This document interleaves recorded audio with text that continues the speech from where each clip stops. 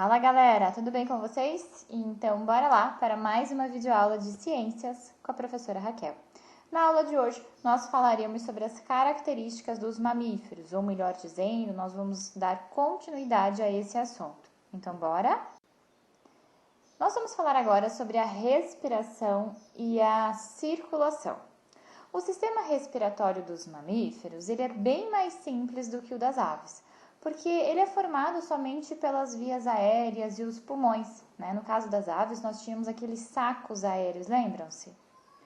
O que há de mais interessante e exclusivo nesse grupo, né, que só tem os mamíferos, é a presença de um músculo localizado embaixo dos dois pulmões, que é o músculo do diafragma. Ele tem como função facilitar os movimentos respiratórios, né? Facilitar a respiração. Ao contrair e relaxar, o diafragma promove uma redução e depois uma expansão dos pulmões. Esse movimento vai facilitar as trocas gasosas. Os mamíferos apresentam coração com 4 cavidades, havendo uma total separação entre o sangue arterial e o sangue venoso. Uma conquista evolutiva decorrente dessa característica é o surgimento de hemácias anucleadas, ou seja, hemácias sem núcleo. E qual seria a importância, a vantagem de ter hemácias sem núcleos? Pessoal, a hemácia não tendo núcleo vai garantir uma maior eficiência no transporte de gases para todos os tecidos. Por quê? Porque haverá um maior espaço livre para que esse transporte de gases ocorra. Qual seria, pessoal, a relação entre a respiração, o sistema respiratório e o sistema circulatório? Bom, ambos atuam na distribuição de gases necessários à respiração celular e também na eliminação de resíduos que não serão utilizados pelo organismo. Sobre o sistema nervoso dos mamíferos, ele é o mais desenvolvido entre todos os vertebrados. É dividido em sistema nervoso central, formado por encéfalo e medula, e sistema nervoso periférico. A complexidade do sistema nervoso acompanha o alto grau de desenvolvimento dos diversos órgãos dos sentidos. No ano que vem, no 8º ano, nós vamos aprender melhor sobre o sistema nervoso do ser humano. Vamos falar então sobre os sentidos. O olfato, ele é bastante desenvolvido nos mamíferos, é utilizado para detectar alimentos, assim como a presença de seres da mesma espécie ou inimigos, de presas, predadores, indivíduos da mesma espécie, parceiros. Em algumas espécies carnívoras, por exemplo, o aumento da superfície olfativa é fator determinante do comportamento predatório. Então, é claro que em mamíferos predadores, o olfato será mais desenvolvido. Já em outras espécies, como as baleias, o olfato já não é tão desenvolvido. A visão tem basicamente o mesmo funcionamento em todos os mamíferos, mas apresenta algumas modificações de acordo com os hábitos do animal. Animais diurnos e noturnos apresentam adaptações à variação de luminosidade. O ambiente terrestre e aquático também vai interferir na qualidade dessa visão, na capacidade visual de cada espécie. A audição é percebida nos mamíferos também de diferentes formas, de acordo com a espécie. O ambiente, o modo de vida e também o comportamento pode conduzir a variáveis níveis de audição.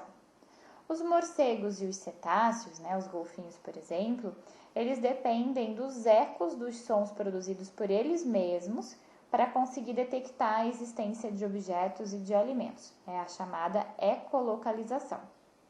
Também ocorrem diferentes formas de especialização da audição em baleias, focas, leões marinhos, que precisam se localizar e se proteger em ambientes aquáticos. Sobre a reprodução e o desenvolvimento dos mamíferos. Os mamíferos são animais de reprodução sexuada, ou seja, haverá encontro de gameta masculino e feminino.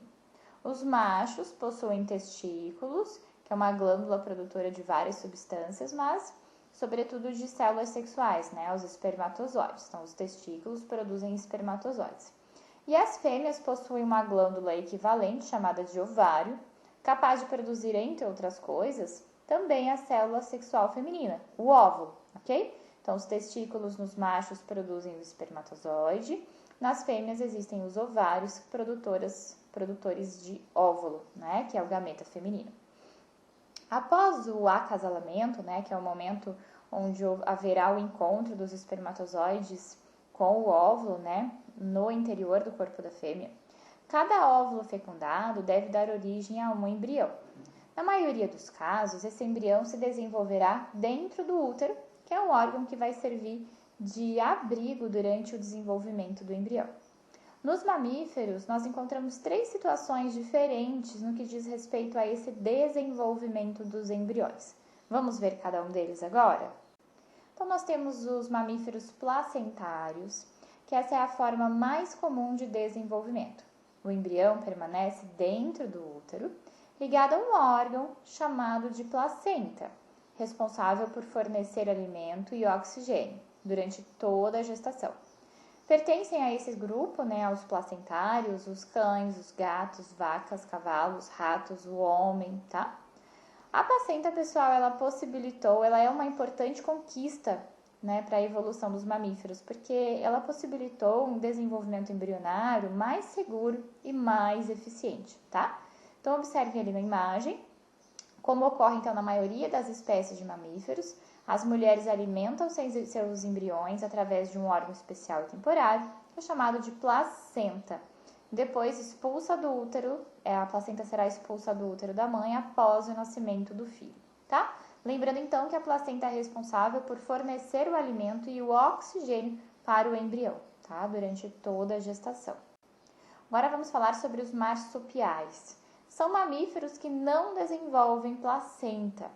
Os embriões, eles saem do interior do corpo da mãe, né, saem do útero, logo no início do desenvolvimento. Então, eles ainda são muito pequenos e eles vão completar o desenvolvimento no interior do marsúpio, tá? O marsúpio, ele é uma bolsa que serve de abrigo, onde estão localizadas as glândulas mamárias. Então, é ali onde o embrião vai permanecer até se tornar um filhote, ou seja, indivíduos completamente formados. São exemplos de marsupiais os cangurus, os coalas, os gambás e até o diabo da Tasmânia. O leite produzido pela mãe, ele varia de composição ao longo do desenvolvimento dentro do marsúpio. Então, nessa imagem, nós temos um embrião de coala se alimentando dentro do marsúpio, tá? E agora os monotremos ou monotremados. As fêmeas dos mamíferos desse grupo e as fêmeas do grupo das aves apresentam apenas um ovário, o esquerdo. À medida que os ovos descem pelo oviduto, né, onde vai o nome do local onde ocorre a fecundação, tá? Várias glândulas, elas vão acrescentando, vão adicionando uma proteína chamada de albumina e posteriormente isso vai formar uma fina casca, né, para formar o ovo, tá? Os ovos são postos de 12 a 20 dias depois da fecundação. Após a eclosão dos ovos, né, as crias bebem o leite que escorrem das glândulas mamárias da mãe para os tufos de pelos abdominais. Restam poucas espécies de mamíferos desse grupo, que são os ornitorrincos e as equinas. São encontradas na Tasmânia, na Austrália e na Nova Guiné. Aqui na imagem nós temos filhotes de ornitorrincos. Pessoal, sem tarefa por hoje, ficaremos por aqui e até o próximo vídeo. Tchau!